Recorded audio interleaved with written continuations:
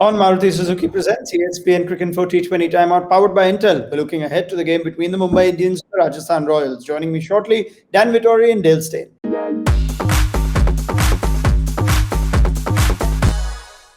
We call it people technology. All right, gentlemen, first game for both these sides at the Kotla in Delhi. And Dan, our first point to look ahead to this game is that Mumbai should look to chase, given their troubles batting first this season so far. Thoughts? Any team that's under a little bit of pressure likes to bowl first just to get themselves into the game. So that will be the reason for them to try and do it. But they'll look at the wicket and they'll take that confidence factors into it as well. One problem with the Mumbai batting first at Chennai, at least Dale, was that they weren't quite sure at what pace to go at different stages of the innings.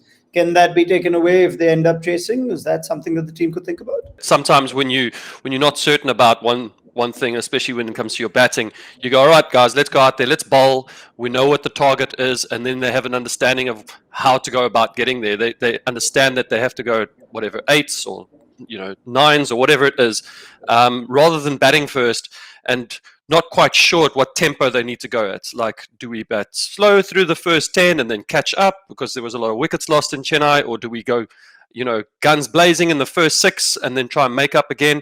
So they might want to look at probably bowling just so that they've got an idea of a target in mind. It makes their life easier when it comes to the batting. All right, our next point, Rajasthan. They've gone with Jaydev Unadkat, and Dale, we're saying it's a good idea for them to continue bowling Unadkat out early. It seemed to be something they looked to do in the last game.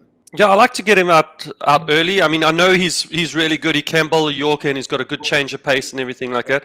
But he's also that kind of pace that I think a lot of the batters would be looking at targeting. If he misses his Yorker, misses his length, he's not going to rush you at 140 k's an hour. He's just going to kind of deceive you. And the wicket there in Delhi, to my knowledge, when I played there, it kind of comes on a little bit. It's a bit low. But it kind of skids on a little bit, and that can be quite difficult for bowlers at the death. So to use Unadkat early, get his 4 overs out of the way. We've seen Kolkata do it with guys like Mavi, probably knowing that he's not a great death bowler. We get him out of the way early, see what damage he can cause with the new ball and so on. And Unadkat's done that nicely in the first couple of games. He did a great game where he got some wickets first in the first 6, and he was used up before even the 14th over. Probably apart from Dale, it's every bowler's dream to finish by the 12th over. I think that's what all bowlers look forward to. I know any fast bowler, most fast bowlers, I should say, given the opportunity, will take that 12th over finishing mark. All right.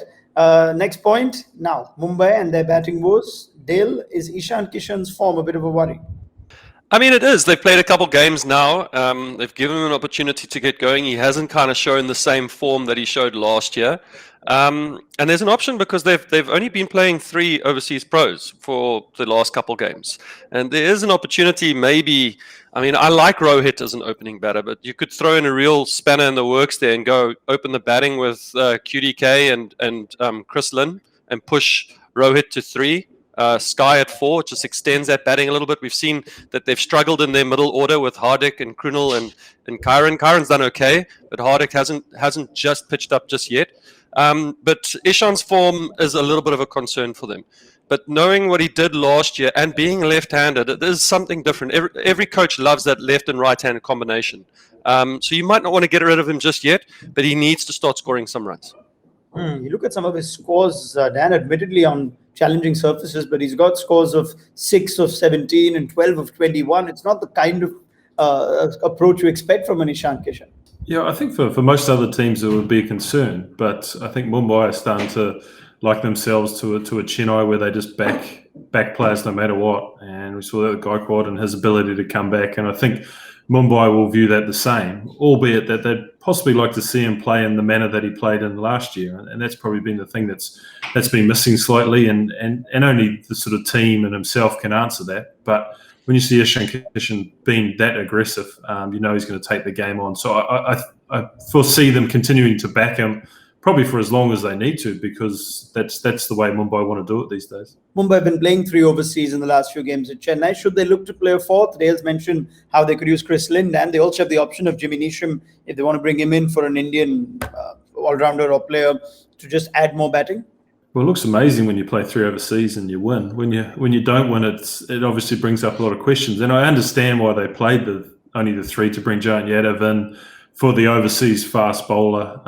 Conditions were good for him. The matchup for the left-handers, all the usual things that you try to do to bring in that extra off spinner. But I think for team balance and for where the team's going, that 4th overseas can offer a spark. And whether it is Chris Lynn at the top of the order, which is the one that I think I'd go for because of the type of player he is, and he'll come in with no fear and could really loosen the shackles for some of that top order from Mumbai to let them play around him, and he's not burdened by some of the performances of the last 4 games. All right. One option is Chris Lynn, which both of you seem to have endorsed. Would you be tempted at all to go to the overseas seamer? Dale, we don't know what Coulson Isle's fitness is, but there's also Adam Milne, who's had just the 1 game. Marco Janssen, we've seen a bit of him. Is that at all an option instead of Jayant Yadav? I mean, it depends on the conditions. This is what Mumbai are really good at. And the reason why they played the 3 overseas is because they wanted to bring in that extra spinning option. So they did that. But now when they move to a new ground, you might see that they might go back to a 4th overseas, and they've got Nisham if they want. They've got Milne. We've seen Marco Janssen. They might go with the extra quick. But I like the way that they go about their business. They build this kind of team where they don't just simply drop guys, even if they're a little bit out of form and they haven't scored any runs. They stick with the guys, which is great because no batter ever wants to sit there thinking this could be my last opportunity to score runs. There's enough pressure on his mind already. When he knows that conversation's not coming up, he can just go out there and do their business. Fair enough. Rajasthan, they did get a win in the last game. Any changes expected there, Dan? Shreyas Gopal and Jaydev Unadkat seem to be the only swaps they're making. Kartik Tyagi and his extra pace don't seem to be warranted as of now. No, I think they'll stick with what they had. I think they like what Unadkat's done, and like we talked about before, they'll bring him in that type of role. Their batting has, I think they're going to back their batting the whole way. They brought Jaswal in the last few games, so they're at the stage now where they have to back their team, and they may see 1 or 2 changes here and there, but I think that the team that they played in the last game will more or less be the same. Yeah, Andrew Ty's departure, Dale, almost takes out any confusion. Now you just got to back Mustafizur Rahman. Sometimes it's a good thing for a franchise to not have options. They just know who they need to play. Yeah, I think Liam Livingston was also there. I think he's also gone. So they've got an idea of who they can use, and they're just going to stick with it. I think Chris Morris has done nicely. He's come back nicely with the ball. We spoke about him needing to put in a big performance, which he did. I just want to see Miller start to score some runs. I'm a bit of a South African fan, obviously, and I want to see Butler at the top of the order also get going.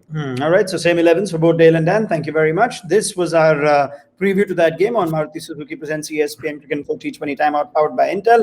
And of course, you can catch all the Vivo IPL highlights and live action on Disney Plus Hotstar.